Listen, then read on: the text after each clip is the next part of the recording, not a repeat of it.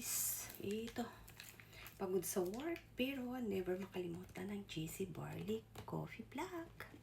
Bago tayo mag-exercise guys, inom muna tayo ng JC Barley Organic Coffee Black.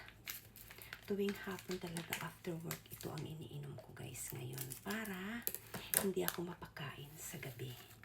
Diba? Ito talagang hinahanap ko tuwing pagkatapos ng trabaho. Kasi sa trabaho kasi malamig. Siyempre, ang lamig ng katawan natin, kailangan natin ng mainit sa sikmura. Kaya ito talaga ang pinaka-favorite ko, guys. Tingnan mo naman, kahit pagod sa work, JC Barley Coffee pa rin tayo. Bago mag-exercise ulit. Ang bango niya, guys, sobra. Nakaka-addict talaga to. Actually, addict na ako sa JC Barley product. So, sa isang araw, 7 o 8 sachet, iba-ibang klase